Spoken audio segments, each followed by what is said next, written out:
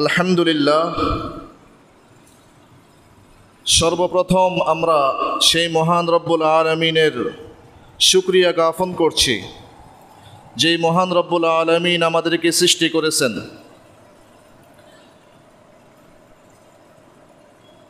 যেই মহান রব্বুল আলামিন আমাদেরকে তাওহীদ শিক্ষা দিয়েছেন, যেই মহান রব্বুল আলামিন আমাদেরকে হেদায়েতের নিয়ামত দান করেছেন।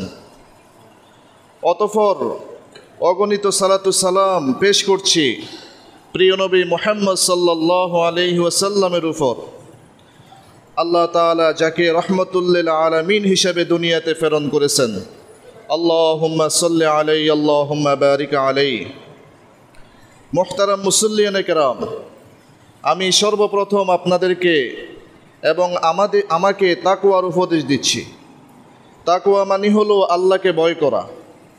যে ব্যক্তি আল্লাহকে ভয় করবে, আল্লাহ তাআলা তার দুনিয়ার জীবনকে সহজ করে দিবেন। যে ব্যক্তি আল্লাহকে ভয় করবে, আল্লাহ তাআলা তার রিজিকের সকল দরজা খুলে দিবেন। যারা তাকওয়া অবলম্বন করে, আল্লাহ তাদের জন্য জান্নাত প্রস্তুত করে রেখেছেন। এই তাকওয়া অবলম্বন করতে হলে আমাদেরকে যত ধরনের শিরিক আছে, সকল শিরিক থেকে আমাদেরকে মুক্ত হতে হবে।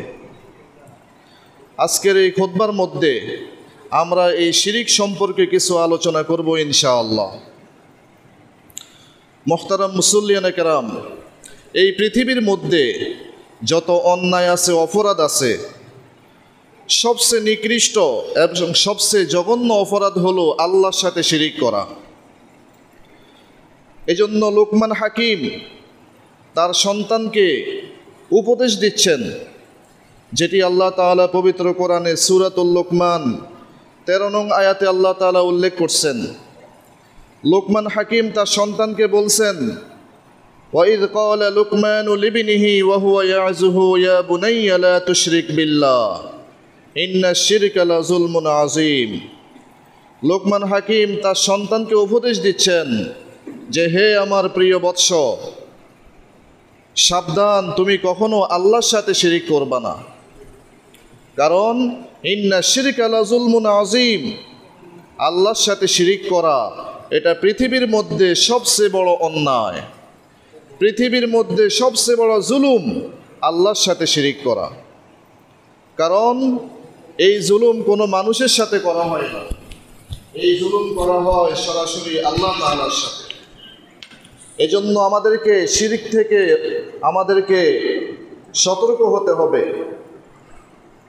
আল্লাহ তাআলা অন্য সব গুনাহ ইচ্ছা করলে মাফ করবেন, কিন্তু কেউ যদি শিরিক করে মারা যায়, এই গুনাহ আল্লাহ কখনো মাফ করবেন না। আল্লাহ তাআলা ইরশাদ করেন, ইন্নাল্লাহা লা ইয়াগফিরু আন ইউশরাকা বিহি ওয়া ইয়াগফিরু মা দুনা যালিকা লিমান ইয়াশা। আল্লাহ বলেন, হে বান্দা, তুমি যদি পাহাড় পরিমাণ গুনাহ করো, যদি তুমি 1000 কোটি গুনাহ নিয়ে আমার কাছে আসো, সমুদ্রের ফেনা পরিমাণ যদি তুমি গুনাহ করো, অপরাধ করো, আমি আল্লাহ ইচ্ছা করলে তোমাকে মাফ করে দিতে পারি। কিন্তু যদি তুমি শিরিক করে আমার কাছে আসো, তাহলে এই শিরিকের গুনাহ আমি কখনো মাফ করব না। এজন্য এই শিরিক হলো ধ্বংসাত্মক গুনাহ।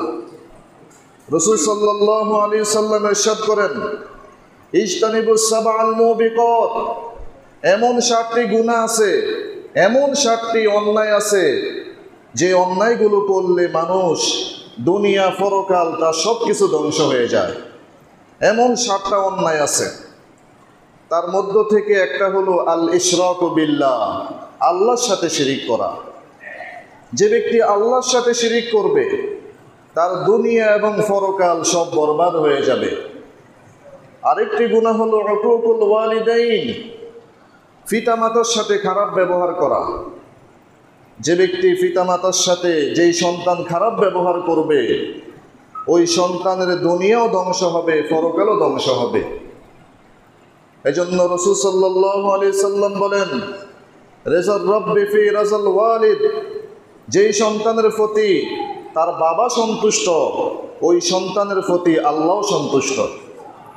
ওয়া সাখাতুর রাব্বি ফি সাখাতিল ওয়ালিদ, যেই সন্তানের প্রতি তার বাবা অসন্তুষ্ট, ওই সন্তানের প্রতি আল্লাহ অসন্তুষ্ট। এক সাহাবী এসে বললেন, ইয়া রাসূলুল্লাহ, আমি আমার মা বাবার সাথে কেমন আচরণ করব? আল্লাহ রসুল বললেন, কেমন আচরণ মানি? হুমা জান্নাতুকা ওয়া নারুকা, তোমার মা বাবাই হলো তোমার জান্নাত, তোমার মা বাবাই হলো তোমার জাহান্নাম।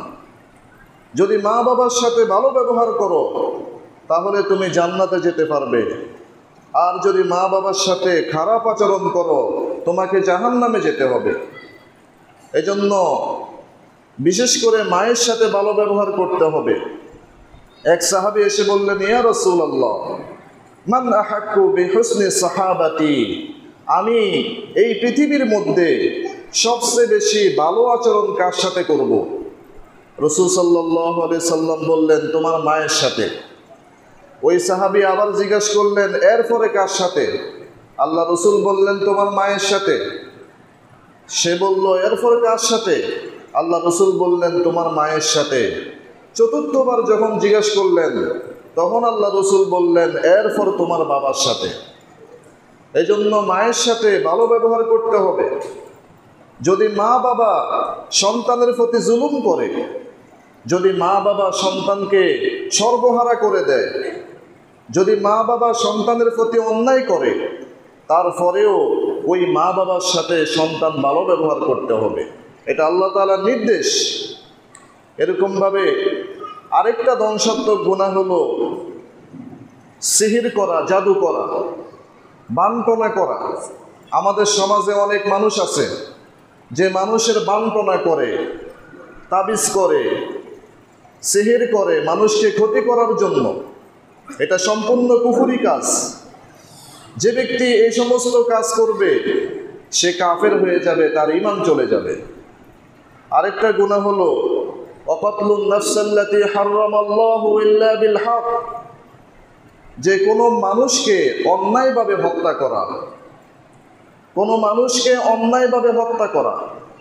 আল্লাহ তাআলা বলেন, ওয়া মান ইয়াকতুল মুমিনা মুতাআম্মিদান ফাজাযাউহু জাহান্নামু খালিদান ফিহা, যে ব্যক্তি কোনো মুমিন ব্যক্তিকে ইচ্ছাকৃত অন্যায়ভাবে হত্যা করবে তার ঠিকানা হলো জাহান্নাম, যে জাহান্নামে সে সর্বদা থাকবে।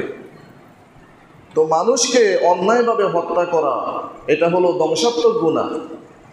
আরেকটা ধ্বংসাত্মক গুনাহ হলো আরেকটা ধ্বংসাত্মক গুনাহ হলো আকলুর রিবা, সুদ খাওয়া।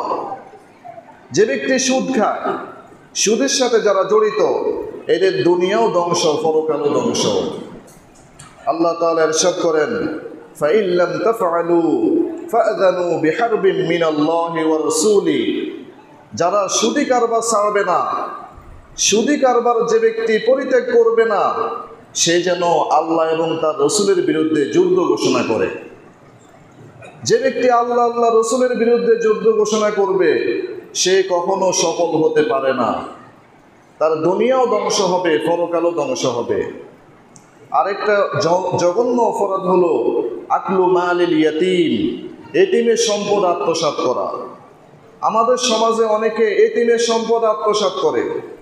বাবা মারা গেছে, মারা যাওয়ার পরে বড় ভাই আছে, ছোট ভাই আছে, বড় ভাই ছোট ভাইয়ের সম্পদ আত্মসাৎ করে, ছোট ভাইকে পরিপূর্ণ সম্পদ দেয় না, অথবা এক ভাই আরেক ভাইয়ের সম্পদ আত্মসাৎ করে।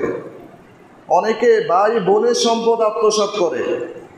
অথচ হাদিসের মধ্যে আছে, আল্লাহ রসুল বলেন, মান আখাযা শিবরাম মিনাল আরদ তুবিকা ইয়াউমাল কিয়ামাতি মিন সাব'i আরদিন, যে ব্যক্তি অন্যের এক বিঘত সম্পদ আত্মসাৎ করবে, কিয়ামতের দিন 7 তবক জমিন তার গলার মধ্যে আল্লাহ ঝুলিয়ে দিবেন।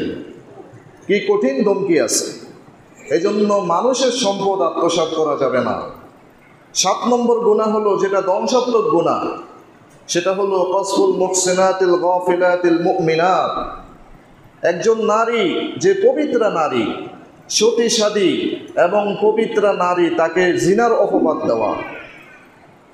কোনো প্রমাণ নাই, কোনো প্রমাণ নাই আপনার কাছে, কিন্তু আপনি একজন সতীসাধী নারীকে আপনি তাকে জিনার অপবাদ দিলেন, এটা হলো ধ্বংসাত্মক গুনাহ। এর মাধ্যমে আপনার দুনিয়াও ধ্বংস হবে, পরকালও ধ্বংস হবে। তো সম্মানিত মুসল্লিয়ানে কেরাম, যেটা বলতেছিলাম যে এই ধ্বংসাত্মক গুনাহ থেকে আমাদেরকে নিজেকে রক্ষা করতে হবে। এই ধ্বংসাত্মক গুনার 1 নম্বর বলছিলাম আল ইশরাক বিল্লাহ, আল্লাহর সাথে শিরিক করা। আল্লাহর সাথে শিরিক করা, আমাদের সমাজের মধ্যে অনেক শিরিক হয় যেটাকে আমরা বুঝিও না এটা যে শিরিক। রাসূল সাল্লাল্লাহু আলাইহি সাল্লাম ইরশাদ করেন, ইন্না আখওয়াফা মা আখাফু আলাইকুম আশ-শিরকুল আসগর। আল্লাহ রাসূল বলেন যে আমি সবচেয়ে বেশি ভয় পাই, তোমাদের মধ্যে সবচেয়ে বেশি ভয় পাই আমি ছোট শিরিকের ব্যাপারে। এমন কিছু শিরিক আছে যেগুলো দেখতে বোঝা যায় না শিরিক, কিন্তু তোমরা না বুঝে এগুলো করে ফেলবা। সাহাবায়ে কেরাম বললেন, ওমা শিরকুল আসগর ইয়া রাসূলুল্লাহ, হে আল্লাহ রাসূল, ছোট শিরিক মানে কি? যেই শিরিকের ব্যাপারে আপনি সবচেয়ে বেশি ভয় পান সেই শিরিক কোনটা? তখন আল্লাহ রাসূল বললেন, আর রিয়া, সেই শিরিক হলো মানুষকে দেখানোর জন্য ইবাদত করা, মানুষকে দেখানোর জন্য নামাজ পড়া। মানুষ আমাকে নামাজি বলবে এই জন্য নামাজ পড়তেছে, মানুষ তাকে হাজী সাহেব বলবে এই জন্য সে হজ করতেছে, মানুষ তাকে দানবীর বলবে এই জন্য সে যাকাত দিতেছে। এটাকে বলে মানুষকে দেখানোর জন্য ইবাদত করা। এই শিরিক আমাদের সমাজের মধ্যে সবচেয়ে বেশি। এজন্য মানুষকে দেখানোর জন্য যদি কেউ ইবাদত করে, এই ইবাদত তো আল্লাহর কাছে কবুল হবেই না, বরং এটা শিরকের গুনাহ হবে। আরেকটা শিরিক আমাদের সমাজের মধ্যে আছে, সেটা হলো তাবিজ লটকানো। অনেকে বাচ্চার গলার মধ্যে তাবিজ লটকায়, বাচ্চার মাজার মধ্যে, হাতের মধ্যে তাবিজ লটকায়, অথচ তাবিজ লটকানো এটা সম্পূর্ণ শিরিক। রাসূল সাল্লাল্লাহু আলাইহি সাল্লাম ইরশাদ করেন, এই হাদিসটা মুসনাদে আহমদের মধ্যে আছে, 17440 নম্বর হাদিস। রাসূল সাল্লাল্লাহু আলাইহি সাল্লাম ইরশাদ করেন, মান তাআল্লাকা তামিমাতান ফাকাদ আশরাকা। যে ব্যক্তি তাবিজ লটকাইলো সে শিরিক করলো, যে ব্যক্তি তাবিজ লটকাইলো সে শিরিক করলো। অপর হাদিসে আছে আল্লাহ রাসূল বলেন, মান আল্লাকা শাইআন উকিলা ইলাইহি। যে ব্যক্তি কোনো কিছু লটকাইলো বিপদ থেকে বাঁচার জন্য বা জিনভূত থেকে বাঁচার জন্য কিছু লটকাইলো, আল্লাহ রাসূল বলেন আল্লাহ তাকে ওই লটকানো জিনিসের দিকে তাকে ন্যস্ত করে দেন। আল্লাহ বলেন, ঠিক আছে, তোমাকে আমি সাহায্য করব না, তুমি যেটা লটকাইছো ওইটার কাছে তুমি সাহায্য চাও। আল্লাহ তার দিকে তাকে ন্যস্ত করে দেন। এই জন্য রাসূল সাল্লাল্লাহু আলাইহি সাল্লাম তিনি তার কাছে একবার 10 জন লোক আসছে ইসলামের বায়াত গ্রহণ করার জন্য। রাসূল সাল্লাল্লাহু আলাইহি সাল্লাম 10 জনের মধ্য থেকে 9 জনের বায়াত নিয়েছেন, একজনের ইসলামের বায়াত নেন নাই। তখন আল্লাহ রাসূল বললেন যে এই ব্যক্তির শরীরের মধ্যে তাবিজ দেখতেছি, এটা যেই পর্যন্ত সে না খুলবে ওই পর্যন্ত তার থেকে ইসলামের বায়াত নেওয়া হবে না।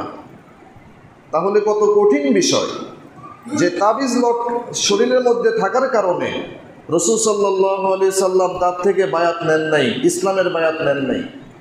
কারণ সে মুসলিম হয়ে লাভ হবে কি? তার শরীরের মধ্যে তাবিজ আছে, যেই পর্যন্ত সে তাবিজ সরাইবে না ওই পর্যন্ত সে সঠিক মুসলিম হতে পারবে না। এজন্য রাসূল সাল্লাল্লাহু আলাইহি সাল্লাম তাকে এক ইহুদি লাবিদ ইবনে আসম আল্লাহ রাসূলকে সেহের করছে, জাদু করছে। লাগাতার 4 মাস তিনি অসুস্থ ছিলেন, কিন্তু তিনি কখনো কোনো কবিরাজের কাছে যান নাই, কখনো তিনি তাবিজের আশ্রয় নেন নাই। অবশেষে আল্লাহ তাআলা পবিত্র কোরআনের 2টা সূরা নাজিল করছেন, সূরাতুল ফালাক, সূরাতুন নাস। এই 2 সূরার মাধ্যমে রাসূল সাল্লাল্লাহু আলাইহি সাল্লাম যখন জারফুক করছেন তখন আল্লাহ তাকে সুস্থ করে দিয়েছেন। এই জন্য আমরা জারফুক করব। যদি আপনার জিনভূতের সমস্যা থাকে, আপনার বাচ্চার জিনভূতের সমস্যা থাকে, তাহলে আপনি তার জারফুক করবেন। রাসূল সাল্লাল্লাহু আলাইহি সাল্লাম তার প্রিয় নাতি হাসান হুসাইন তাদের জারফুক করতেন। আউযু বিকালিমাতিল্লাহি তাম্মাতি মিন শাররি মা খালাক, আউযু বিকালিমাতিল্লাহি তাম্মা মিন কুল্লি শাইতানিন ওয়া হাম্মা ওয়া মিন কুল্লি আইনিন লাম্মা। এই দোয়াগুলো পড়ে আপনি যদি জারফুক করেন আপনার বাচ্চাকে ঝাড়ফুঁক করেন, অবশ্যই আল্লাহ তাআলা তাকে যাবতীয় জিন ভূত যত অনিষ্টতা আছে সকল অনিষ্টতা থেকে আল্লাহ তাকে রক্ষা করবেন। এজন্য সম্মানিত মুসল্লিয়ানে কেরাম, আমরা যাবতীয় তাবিজ কবজ থেকে আমরা হেফাজত থাকব। আরেকটা শিরিক হলো আমাদের সমাজে, সেটা হলো গায়রুল্লাহর নামে কসম করা, আল্লাহ ছাড়া অন্য কিছুর নামে কসম করা, এটা সম্পূর্ণ শিরিক। রাসূল সাল্লাল্লাহু আলাইহি সাল্লাম ইরশাদ করেন, এই হাদিসটা তিরমিজি শরীফের মধ্যে আছে, 1545 নম্বর হাদিস।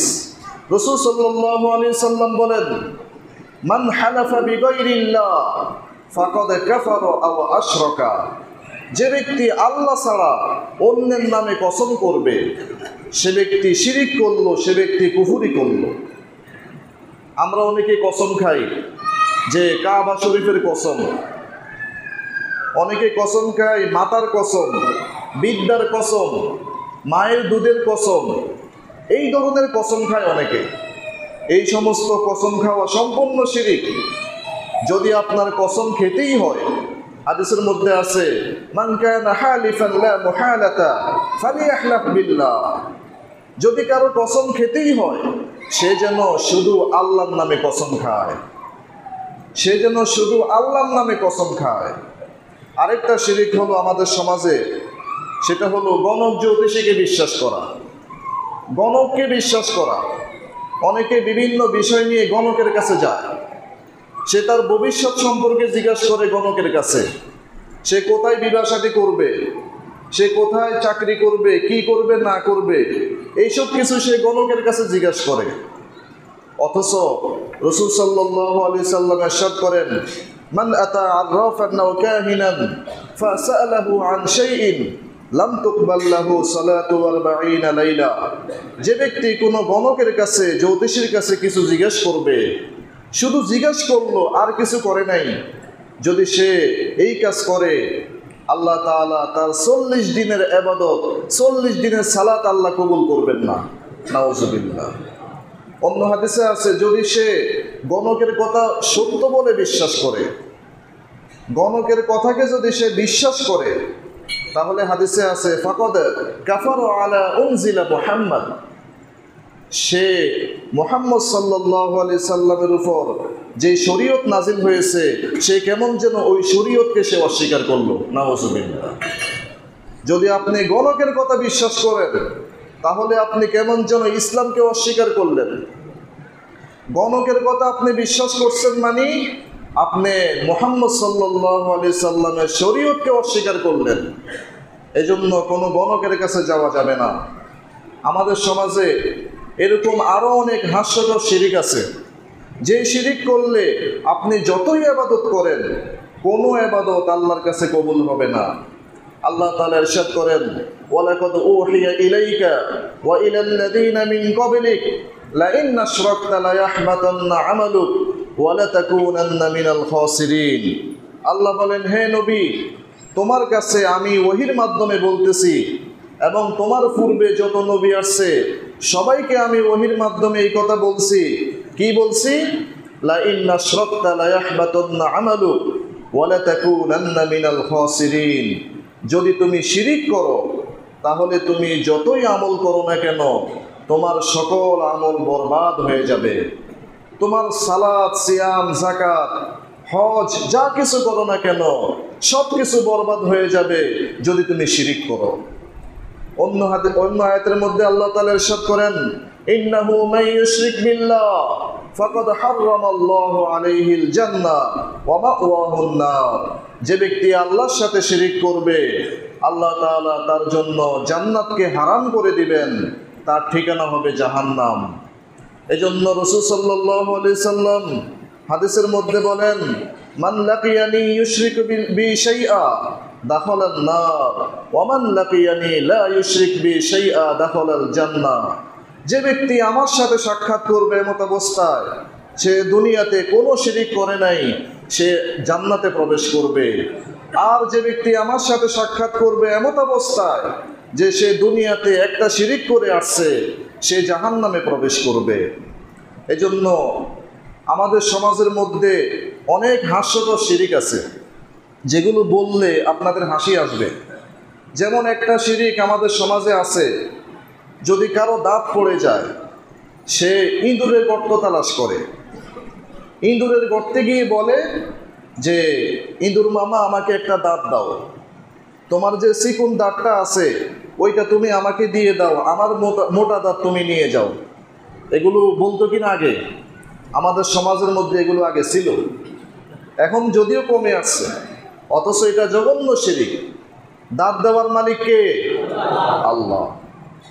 দাঁত দেওয়ার মালিক আল্লাহ, কিন্তু একজন মানুষ হয়ে সে ইঁদুরের কাছে দাঁত চায়, তাহলে তার মন মানসিকতা কত নিচের মধ্যে চলে গেছে। এরকমভাবে অনেকে দেখবেন বিভিন্ন গাছের মধ্যে, ফল গাছের মধ্যে সেনা জুতা লটকায়। বিভিন্ন গাড়ির নিচে দেখবেন, এই যে ট্রাক আছে, ট্রাকের নিচে দেখবেন সেনা জুতা লটকিতেছে। কেন লটকিতেছে?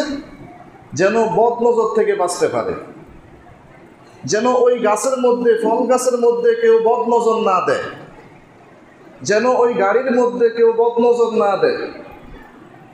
অনেকে বাচ্চার কোফালের মধ্যে কালি লাগায়। কেন কালি লাগায়? যেন সে বদনজর থেকে বাঁচতে পারে। নাউজুবিল্লাহ। কালির কোনো ক্ষমতা আছে বদনজর থেকে বাঁচানো? কালির কোনো ক্ষমতা নাই, সেনা জুতার কোনো ক্ষমতা নাই। বদনজর থেকে বাঁচাইবে কে? একমাত্র আল্লাহ। এই জন্য রাসূল সাল্লাল্লাহু আলাইহি সাল্লাম ইরশাদ করেন, মান রাআ শাইআন ফাআজাবাহু ফালিয়াকুল মা শা আল্লাহ লা কুওয়াতা ইল্লা বিল্লাহ। কেউ যদি এমন কোনো কিছু দেখে যেটা তার কাছে অনেক আকর্ষণীয় লাগতেছে, তার কাছে অনেক সুন্দর লাগতেছে, এমন কিছু যদি কেউ দেখে, সেই জন্য সাথে সাথে বলে মাশা আল্লাহ লা কুওয়াতা ইল্লা বিল্লাহ। কি বলবে? মাশা আল্লাহ লা কুওয়াতা ইল্লা বিল্লাহ। এজন্য আমরা এই সমস্ত শিরিক থেকে বাঁচার চেষ্টা করব। অনেকে আছে দেখবেন রাশিফল বিশ্বাস করে, অথচ রাশিফল বলতে কোনো কিছু নাই। এই যে বিভিন্ন রাশিগণে, কন্যা রাশি, এরপরে কর্কট রাশি, বিভিন্ন রাশিগণে অনেকে, অথচ রাশি বলতে ইসলামে কোনো কিছু নাই। আমাদেরকে তাকদীরের উপর বিশ্বাস করতে হবে, এটা ঈমানের অংশ। আমাদেরকে বিশ্বাস করতে হবে তাকদীরের উপর। রাসূল সাল্লাল্লাহু আলাইহি সাল্লাম ইরশাদ করেন, আল্লাহ তাআলা এই পৃথিবী সৃষ্টির 40,000 বছর পূর্বে আল্লাহ তাআলা এই পৃথিবীতে কি হবে না হবে আল্লাহ সব কিছু লিখে রাখছেন। আল্লাহ তাআলা যেভাবে লিখে রাখছেন কিয়ামত পর্যন্ত সেভাবেই হবে, এর ব্যতিক্রম কিছু হবে না। এই জন্য রাশিফলকে বিশ্বাস করা যাবে না। অনেকে দেখবেন বিভিন্ন এই গাউসুল আজম, অনেকে গাউসুল আজম বলে, আব্দুল কাদের জিলানীকে গাউসুল আজম বলে। নাউজুবিল্লাহ। গাউসুল আজম মানে হলো মহা সাহায্যকারী। কেউ যদি কোনো মানুষকে মহা সাহায্যকারী বলে, তার ঈমান আছে? তার সাথে সাথে ঈমান চলে যাবে। আজকে আমাদের দেশের মাহফিলগুলোর মধ্যে শিরিকের চর্চা হয়। বিভিন্ন মাহফিলের মধ্যে দেখবেন নারে গাউসিয়া বলে একটা স্লোগান দেয়, নারে গাউসিয়া ইয়া গাউসে আজম বলে কিনা? এই স্লোগান যে দিবে প্রত্যেকের ঈমান সাথে সাথে চলে যাবে। এই স্লোগান যারা দিবে তাদের ঈমান এই স্লোগান দেওয়ার সাথে সাথে চলে যাবে। এরপরে খাজা গরিবে নেওয়াজ বলে কিনা? খাজা গরিবে নেওয়াজ, মঈনুদ্দিন চিশতি ওনাকে বুঝাই এটা দিয়া, খাজা গরিবে নেওয়াজ। খাজা গরিবে নেওয়াজ মানে কি? খাজা গরিবে নেওয়াজ মানে হলো গরিবের সাহায্যকারী। কেউ যদি কোনো মানুষকে গরিবের সাহায্যকারী বলে, তার ঈমান থাকবে? তার ঈমান থাকবে না। এই জন্য এইসব ব্যাপারে আমরা সতর্ক থাকব। অনেকে বিভিন্ন আংটি ব্যবহার করে। আংটি ব্যবহার করা এটা শিরিক না, কিন্তু যদি আপনি এই নিয়তে আংটি ব্যবহার করেন যে এই আংটি আপনাকে সুস্থ করবে, এই আংটি আপনাকে বিপদ থেকে উদ্ধার করবে, এই নিয়তে যদি কেউ কোনো আংটি ব্যবহার করে, সে শিরিক করলো, সে মুশরিক হয়ে যাবে। এই জন্য অনেক শিরিক আছে আমাদের সমাজের মধ্যে। এই সকল শিরিক থেকে আমাদেরকে সতর্ক থাকতে হবে। এরকমভাবে আমাদের সমাজের মধ্যে অনেকে এরকম বলে যে অমুক পীর সে অদৃশ্যের ক্ষমতার অধিকারী, অদৃশ্যের ক্ষমতার অধিকারী। অমুক পীর সে এমন ক্ষমতার অধিকারী যে সে আমাকে বিপদ থেকে উদ্ধার করতে পারবে, নাউজুবিল্লাহ। সে সন্তান দিতে পারবে, সে পরকালে নাজাত দিতে পারবে। এরকম কথা, আকীদা, বিশ্বাস অনেকে রাখে। যদি কারো এরকম বিশ্বাস থাকে, এরকম আকীদা থাকে যে কোনো একজন পীর অথবা কোনো একজন নবী আল্লাহ ছাড়া অন্য কেউ কাউকে সাহায্য করতে পারে অদৃশ্যভাবে, কাউকে সন্তান দিতে পারে, কাউকে নাজাত দিতে পারবে পরকালে, এরকম বিশ্বাস যদি কেউ করে, সে যদি সারা জীবন সিজদায় পড়ে থাকে, সারা জীবন যদি সে আল্লাহর ইবাদত করে, মরার সাথে সাথে সে জাহান্নামে যাবে, মরার সাথে সাথে সে জাহান্নামে যাবে। কারণ সে মুশরিক হয়ে মারা গেছে। কারণ তার ধর্ম আবু জাহেলের মধ্যে, তার মধ্যে কোনো ব্যবধান নাই। আবু জাহেল কিন্তু সে আল্লাহকে বিশ্বাস করত। আমরা জানি কি না, আবু জাহেল কিন্তু আল্লাহকে বিশ্বাস করত। আবু জাহেল যখন বদরের যুদ্ধে যাইতেছে, আবু জাহেল যখন বদরের যুদ্ধে যাইতেছে, যুদ্ধে যাওয়ার আগে সে বাইতুল্লাহর কাছে গেছে। বাইতুল্লাহর গিলাফ ধরে সে আল্লাহর কাছে দোয়া করছে, হে আল্লাহ, তুমি আজকে ওই ব্যক্তিকে ধ্বংস করে দাও যে ব্যক্তি আমাদের সমাজের মধ্যে ফাটল সৃষ্টি করছে, যে ব্যক্তি ভাই ভাইয়ের মধ্যে সম্পর্ক ছিন্ন করছে। সেই ব্যক্তির নাম সে কাকে বুঝাইছে? মুহাম্মদ সাল্লাল্লাহু আলাইহি সাল্লামকে বুঝাইছে। সে যে মুহাম্মদ আমাদের মধ্যে, সমাজের মধ্যে ফাটল সৃষ্টি করছে, যেই মুহাম্মদ ভাই ভাইয়ের মধ্যে সম্পর্ক ছিন্ন করছে, বাপ বেটার মধ্যে সম্পর্ক ছিন্ন করছে, ওই মুহাম্মদ এবং তার বাহিনীকে আজকে তুমি ধ্বংস করে দাও। এই কথা আবু জাহেল দোয়া করছে বাইতুল্লাহর গিলাফ ধরে। এই দোয়া করার পরে সে যুদ্ধের ময়দানে গেছে এবং সে দোয়া করছে, হে আল্লাহ, আজকে তুমি ওই সম্প্রদায়কে ধ্বংস করে দাও যারা গোমরাহির মধ্যে আছে, তাদেরকে তুমি সফলতা দান করো যারা সঠিক রাস্তার মধ্যে আছে। এটা দিয়ে সে বুঝাইছে যে সে নিজে সঠিক রাস্তার মধ্যে আছে।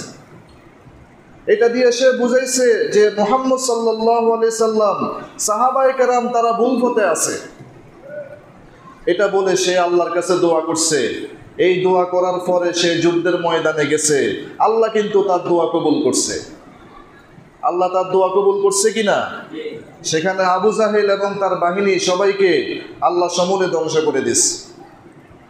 তাইলে যেটা বলার আমার উদ্দেশ্য, আবু জাহেল কিন্তু আল্লাহকে বিশ্বাস করত। আবু জাহেল সে কিন্তু হজ করত।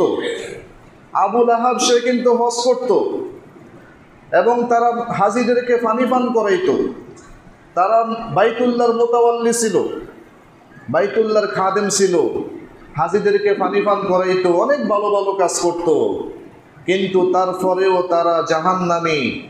আবু লাহাবের ব্যাপারে আল্লাহ তাআলা একটা সূরাই নাজিল করছেন, সূরাতুল লাহাব, যেই সূরার মধ্যে আল্লাহ স্পষ্ট বলে দিয়েছেন যে আবু লাহাব এবং তার স্ত্রী দুইজনে জাহান্নামের মধ্যে আছে। তারা কেন জাহান্নামের মধ্যে আছে? একটাই কারণ, সেটা হলো তারা সরাসরি আল্লাহর ইবাদত করত না, বরং তারা বিশ্বাস করত যে আমরা হলাম নাখান্দা মানুষ, আমরা হলাম একেবারে নিম্ন শ্রেণীর মানুষ। আমরা যদি সরাসরি আল্লাহর কাছে বলি, আল্লাহ আমাদের কথা শুনবে না। এই জন্য আল্লাহর কাছের মানুষ যারা আছে, আল্লাহর প্রিয় মানুষ যারা আছে, তাদেরকে খুশি করতে হবে। তাদেরকে খুশি করলে তারা আমাদের জন্য আল্লাহর কাছে সুপারিশ করবে, তখন আল্লাহ আমাদের কথা শুনবে। এই জন্য তারা ইব্রাহিম আলাইহিস সালামের নামে মূর্তি তৈরি করছে, তারা ঈসা আলাইহিস সালামের নামে মূর্তি তৈরি করছে, তারা মারিয়াম আলাইহিস সালামের নামে মূর্তি তৈরি করছে, ফেরেশতাদের নামে তারা মূর্তি তৈরি করছে। ওই মূর্তি তৈরি করে তারা ওই মূর্তির পূজা শুরু করছে। কেন? এরা আল্লাহর কাছের মানুষ। আমরা যদি এদের পূজা করি, এদের নামে মান্যত করি, তাহলে এরা আমাদের জন্য আল্লাহর কাছে সুপারিশ করবে। আর এরা যখন সুপারিশ করবে তখন আল্লাহ আমাদের কথা শুনবেন, আমাদেরকে আল্লাহ কবুল করবেন। এই যে মধ্যস্থতা, এই মধ্যস্থতা গ্রহণ করার কারণে তারা চির জাহান্নামী হয়ে গেছে।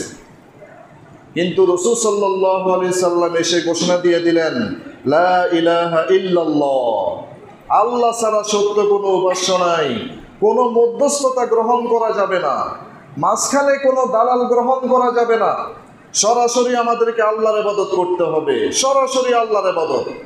মাঝখানে কোনো বায়া গ্রহণ করা যাবে না, মাঝখানে কোনো মধ্যস্থতা গ্রহণ করা যাবে না। রাসূল সাল্লাল্লাহু আলাইহি সাল্লামের বাণী একটাই ছিল, ইয়্যাকা না'বুদু ওয়া ইয়্যাকা নাস্তাঈন। আমরা সূরাতুল ফাতিহার মধ্যে প্রত্যেক রাকাতে পড়ে থাকি, ইয়্যাকা না'বুদু ওয়া ইয়্যাকা নাস্তাঈন। হে আল্লাহ, আমরা শুধুমাত্র তোমার ইবাদত করি, আমরা শুধুমাত্র তোমার ইবাদত করি, আমরা শুধুমাত্র তোমার কাছে সাহায্য চাই। এই শুধুমাত্র শব্দটা থাকতে হবে আমাদের সকল ইবাদতের মধ্যে। কি থাকতে হবে? শুধুমাত্র, এই শব্দটা থাকতে হবে।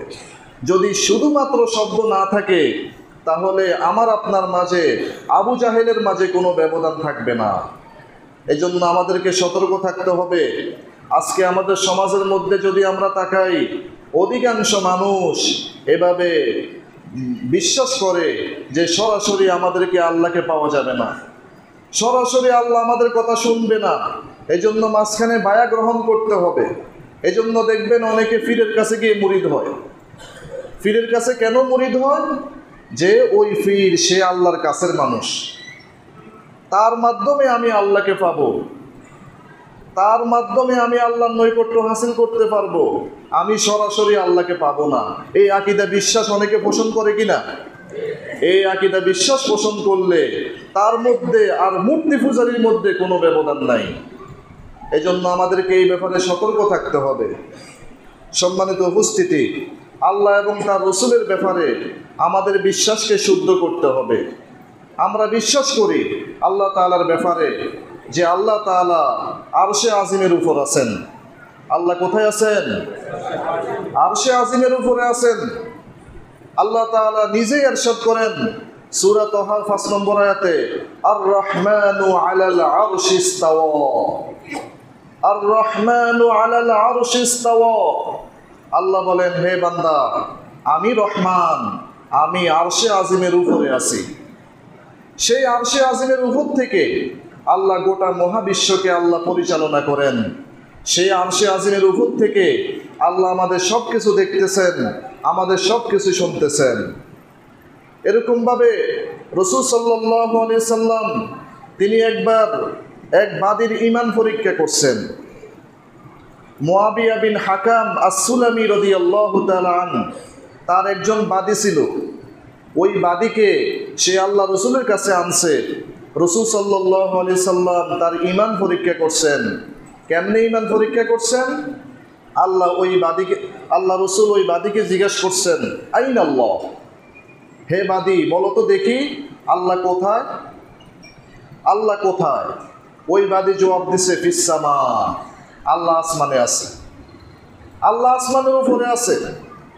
তখন আল্লাহ রসুল বললেন, মান আনা, বলো তো আমি কে?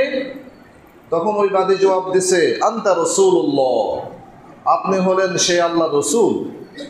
তখন রাসূল সাল্লাল্লাহু আলাইহি সাল্লাম বললেন যে, আতিকাহা ফাইন্নাহা মুমিনা, হে মুআবিয়া তুমি একে আজাদ করে দাও, কারণ সে ঈমানদার। তাহলে আল্লাহ রসুল সাল্লাল্লাহু আলাইহি সাল্লাম তার ঈমান পরীক্ষা করছেন কি দিয়ে? যে আল্লাহ কোথায় আছে এটা দিয়ে। আজকে আমাদের সমাজের অধিকাংশ মানুষ দেখবেন আল্লাহ কোথায় আছে এটা বললে তারা উত্তর দেয় আল্লাহ সব জায়গায় আছে। নাউজুবিল্লাহ। আল্লাহ নাকি রাস্তাঘাটেও আছে, আল্লাহ নাকি সব জায়গায় আছে। আলহামদুলিল্লাহ, আমাদের আহলে হাদিস সমাজ এই ব্যাপারে অনেক পরিশুদ্ধ। আকীদার ব্যাপারে এবং শিরকের ব্যাপারে আমাদের আহলে হাদিস সমাজ 1 নম্বরের মধ্যে আছে। তারা সবচেয়ে পরিশুদ্ধ, তাদের আকীদা হলো সবচেয়ে শুদ্ধ আকীদা। কিন্তু এদের বাহিরে যে সমস্ত বিভিন্ন দল আছে, উপদল আছে, বিভিন্ন তরিকতপন্থী আছে, বিভিন্ন দেখবেন সুফিবাদে বিশ্বাসী, সুফিজমে বিশ্বাসী, এরকম যারা আছে এদের আকীদা একেবারে নিকৃষ্ট আকীদা। দেখবেন এরা বলবে আল্লাহ নাকি সব জায়গায় আছে। কেউ যদি এই কথা বলে আল্লাহ সব জায়গায় আছে, আল্লাহ আমাদের সাথেও আছে, আল্লাহ রাস্তাঘাটেও আছে, সে যদি সারা জীবন আল্লাহকে সিজদা করে সে মুশরিক হয়ে মারা যাবে। সে মারা যাওয়ার সাথে সাথে জাহান্নামে যাবে। আল্লাহ আমাদের সকলকে রক্ষা করেন। বারাকাল্লাহু লানা ওয়া লাকুম ফিল কুরআনিল আযীম ওয়া নাফা'না ওয়া ইয়্যাকুম বিল আয়াতি ওয়ায যিকরিল হাকীম। আস্তাগফিরুল্লাহ লানা ওয়া লাকুম ওয়া লিসাইরিল মুসলিমিন ফাস্তাগফিরু ইন্নাহু হুয়াল গফুরুর রহিম।